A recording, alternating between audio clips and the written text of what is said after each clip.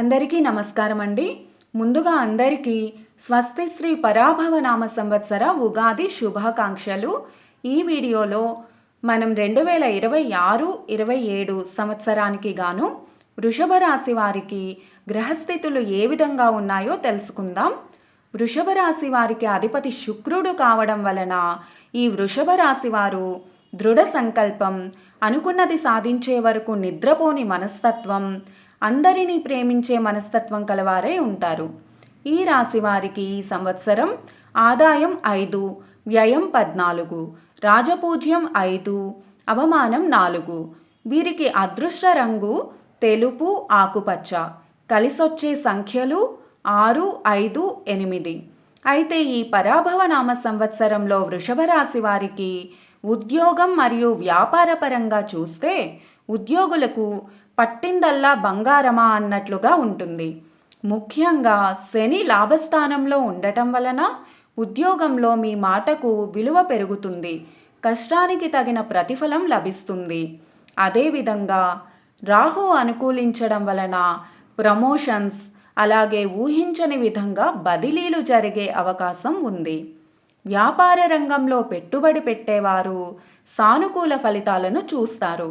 అయితే భాగస్వాములతో సంయమనంతో వ్యవహరించడం ముఖ్యం. ఈ రాశి వారికి ఆర్థికంగా ఈ పరాభవ నామ సంవత్సరం చాలా ఆశాజనకంగా ఉంటుంది. ఇప్పటి వరకు ఉన్న ఆర్థిక కష్టాలన్నీ చాలా వరకు తీరిపోతాయి. ఇంతకు ముందు ఆగిపోయిన పనులు పూర్తవుతాయి. పాత మొండి బకాయిలు వసూలవుతాయి. ఆదాయ మార్గాలు పెరుగుతాయి. ఆస్తులు కొనుగోలు చేయటానికి ధనాన్ని ఖర్చు పెడతారు. కుటుంబ పరంగా చూస్తే మీ బాధ్యతలను సమర్థవంతంగా నిర్వహిస్తారు. కుటుంబ సభ్యుల మధ్య బంధాలు బలోపేతమవుతాయి. ఇంట్లో శుభకార్యాల గురించి ఆలోచిస్తారు. అయితే మీ తల్లిగారి ఆరోగ్యం విషయంలో జాగ్రత్త అవసరం. ఆస్తి విషయంలో భేదాభిప్రాయాలు రావచ్చును. వాటిని ప్రశాంతంగా మాట్లాడుకుని సరిదిద్దుకోవడం ఉత్తమం. సంతానం కోసం ఎదురు చూసేవారికి ఈ సంవత్సరం శుభవార్త వినే అవకాశం ఉంది. ఆరోగ్యపరంగా ఈ వృషభ రాశి వారికి ఈ పరాభవ నామ సంవత్సరం మిశ్రమంగా ఉంది. మానసిక ప్రశాంతత ఉంటుంది, కానీ ఉష్ణ సంబంధిత అనారోగ్యాలు, వాహన ప్రమాదాలు అయ్యే అవకాశం ఉంది. కాబట్టి జాగ్రత్త వహించవలసిన అవసరం ఉంది. అయితే వృషభ రాశి వారు మీకున్న ప్రతికూలతలను తొలగించుకొని సానుకూల ఫలితాలను పొందటానికి కొన్ని పరిహారాలను పాటిస్తే ఈ సంవత్సరం మీకంతా శుభమే జరుగుతుంది. అవేమిటంటే, ప్రతి మంగళవారం దుర్గాదేవి ఆలయంలో ఎర్రని పూలతో పూజించండి. అదేవిధంగా సుబ్రహ్మణ్య స్వామిని ఆరాధించండి.